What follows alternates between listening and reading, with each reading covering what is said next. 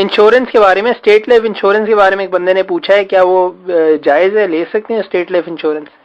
میں تو یہی کہتا ہوں کہ اس دور میں جو نا زیادہ لوگوں نے چھان بین کر کے کہا کہ یار معیاری جو نظام ہے نا اسلام کا، اس میں تو انشورنس کی کوئی ضرورت ہی نہیں ہوتی، اسٹیٹ ذمہ دار ہوتی ہے، بیت المال میں لوگ جمع کراتے ہیں زکوٰۃ وغیرہ، اور جو ہو جاتے ہیں مقروض یا محتاج ان کو حکومت دیتی ہے۔ مگر ان حالات میں جب کہ چور ڈاکو ساری عمر کی کمائی چھین کر چلے جاتے ہیں، محمد تقی امینی صاحب ایک عالم ہے، ایک عثمانی ہے، ایک تقی امینی، ان کی کتابیں ملیں تو ضرور پڑھیں، جدید مسائل پر انہوں نے بڑی محنت کی ہے، تو ایک پوری کتاب لکھی ہے کہ جدید معاشی مسائل اور ان کا اسلامی حل، تو اس میں پھر مشرق و مغرب علماء کے فتاوے جمع کر دیے، جو خلاف بھی ہے ان کے بھی دلائل دے دیے ہیں، جو حق میں، اور آخری فیصلہ یہی کیا کہ اس دور میں نا انشورنس کے بغیر چارہ نہیں، یہ ایک تحفظ اور تکافل اجتماعی ہے کہ کچھ نہ کچھ ضمانت تو ہے کہ لوگوں کو کوئی صدمہ پیش آ جائے تو کوئی جماعت ہو جو اس کی مدد کرے۔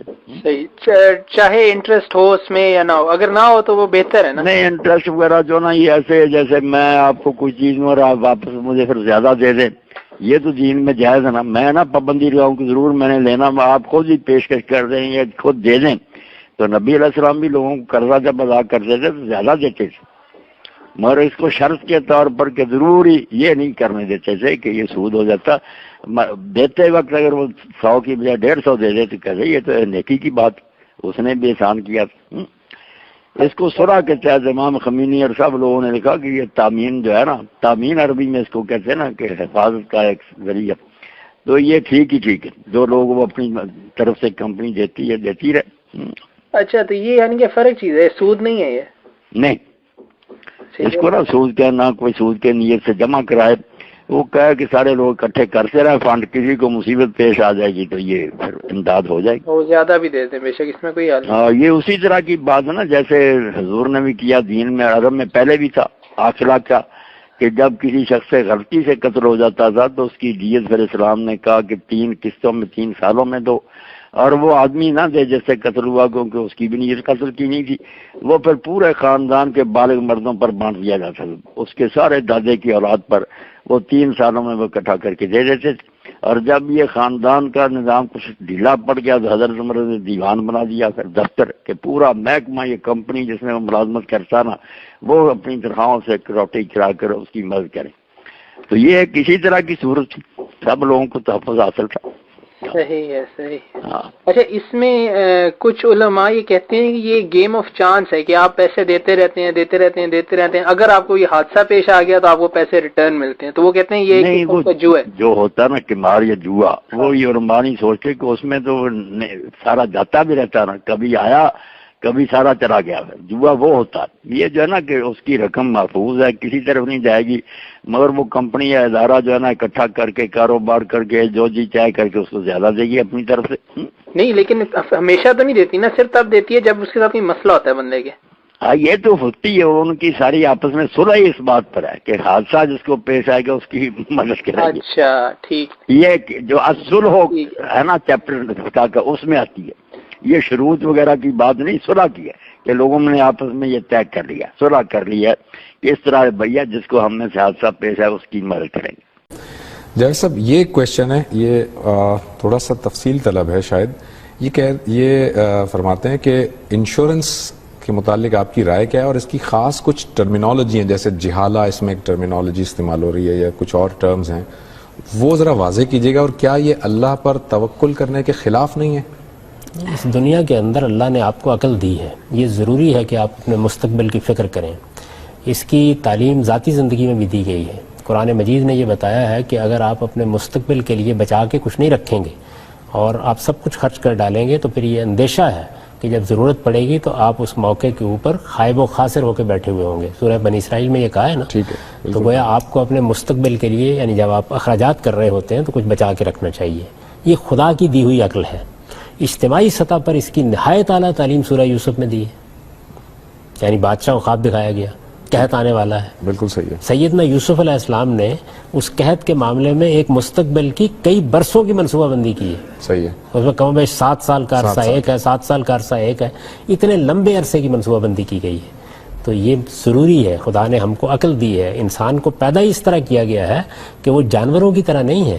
جانوروں کے اندر بھی یہ جبلت رکھی گئی ہے کہ وہ اپنے مستقبل کی منصوبہ بندی کرتے ہیں. کتنے جانور ہیں جن کا مطالعہ کر کے معلوم ہوتا ہے کہ وہ بعض اوقات اپنا 6 ماہ کا ذخیرہ اکٹھا کرتے ہیں, غذا اکٹھی کرتے ہیں. بالکل کرتے ہیں. تو اس وجہ سے یہ بات ٹھیک نہیں ہے, اس کا اس سے کوئی تعلق نہیں. آپ کو بندوبست کرنا چاہیے جائز طریقوں سے. انشورنس یا بیمے کے معاملے میں جو اصل بحث پیدا ہوئی ہے وہ یہ ہے کہ یہ عقد تجاری ہے یا عقد معاونت ہے. عام طور پر ہمارے ہاں جو فقی ذہن کے لوگ ہیں اس کو عقد تجاری کے طور پر دیکھتے ہیں. اس کی وضاحت کر دیجیے گا. یعنی مطلب یہ کہ ایسا ہی ہے کہ جیسے آپ ایک کاروبار کر رہے ہیں, آپ سے میں پیسے لیتا ہوں, بیع و شراء کرتا ہوں, یا آپ مجھے قرض دیتے ہیں, تو وہ اس کو ایسے ہی لیتے ہیں کہ جیسے آپ نے ایک کمپنی قائم کی ہے اور میں نے آپ کو ماہانہ پریمیم کی شکل میں قرض دینا شروع کر دیا ہے, اور اس پر اب آپ جو کچھ مجھے دیں گے وہ سود ہو جائے گا. اس کی وجہ یہ ہے کہ قرض پر منفعت کا مطالبہ کیا جائے تو یہ سود ہے. اچھا ٹھیک ہے. لیکن اگر اس کو ایک دوسرے زاویے سے دیکھا جائے کہ یہ کوئی اس طرح کا عقد تجاری ہے ہی نہیں, یہ عقد معاونت ہے. یعنی 10 آدمیوں نے مل کے یہ طے کیا کہ ہم آپس میں تھوڑا تھوڑا کنٹریبیوٹ کریں گے, اور اگر کسی کو کوئی مشکل پیش آئے گی تو اس مشکل کے موقع پر اس طریقے سے اس قاعدے کے مطابق اس کی مدد کر دی جائے گی. اچھا ٹھیک ہے. تو یہ عقد معاونت ہوگا. اب ظاہر ہے کہ یہ عقد معاونت سادہ جگہ پہ بھی ہوتا ہے, یعنی ایک محلے کے لوگوں نے طے کر لیا, خاندان کے لوگوں نے طے کر لیا, ایک دفتر کے لوگوں نے طے کر لیا. اس کو اس سے آگے بڑھ کر دور حاضر میں آرگنائز کر دیا گیا ہے. یعنی بعض لوگ آگے بڑھے, انہوں نے کہا جی ہمیں آپ اس کے آرگنائز کرنے کی ذمہ داری دے دیں. انشورنس کمپنی کیسے وجود میں آتی بن گئی, صحیح ہے. آرگنائز کرنے کی ذمہ داری دے دیں, اور ہم آپ سے کوئی معاوضہ نہیں طلب کرتے, ہم آپ سے اس روپے کو خرچ کر کے آگے اس پہ کاروبار کر لینے کی اجازت طلب کر رہے ہیں. جمع ہو جائے گا نا سارا کا سارا. ٹھیک ہے. اس پہ کوئی اعتراض نہیں کیا جا سکتا. آپ اس زاویے سے اس کو دیکھیں گے تو اس میں جو کچھ بھی آپ کو ملتا ہے وہ بالکل ٹھیک ہے. اس لیے آپ چاہیں تو اس موضوع کے اوپر میں نے مقامات میں جو مضمون لکھا ہے بیمہ کے عنوان سے اس کو پڑھ لیں. غلطی بنیادی طور پر وہاں ہوئی ہے. تو عقد تجاری میں یہ مسئلہ پیدا ہوتا ہے کہ غرر نہ ہو, ضرر نہ ہو, جہالت نہ ہو. یہ مسائل اصل میں عقد معاونت میں ہوتے نہیں, یہ ہوتے ہی نہیں ہوتے. اچھا, آپ جب بیمہ کمپنی کو اس بات کی اجازت دیتے ہیں کہ وہ آپ کے پیسے کو کاروبار میں لگائے اور اس سے منافع حاصل کرے, تو آپ اسے ایبسلوٹ اجازت تو نہیں دے رہے, آپ اسے کاروبار کی اجازت دے رہے ہیں, لیکن اسے مطلق اجازت نہیں دے رہے. اگر وہ کسی حرام کاروبار میں لگائے گا اور پھر اس کا منافع آپ کو لوٹائے گا تو پھر تو اس میں قباحت آئے گی نا. اصلاً منافع نہیں ہوتا. اصلاً یہ ہے کہ یہ تجربے سے معلوم کیا گیا کہ جو کچھ بھی آپ ادا کر رہے ہوتے ہیں اس میں ڈیمانڈ کتنی ہوتی ہے.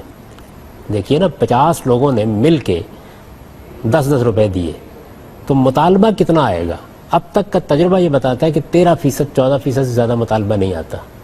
تو اس وجہ سے وہ آپ کی رقم میرے پاس آ جاتی ہے, میری آپ کے پاس چلی جاتی ہے, اصلاً وہی سرکولیٹ کر رہی ہوتی ہے. اچھا, تو اس لیے اس پر بھی کوئی اعتراض نہیں ہو سکتا.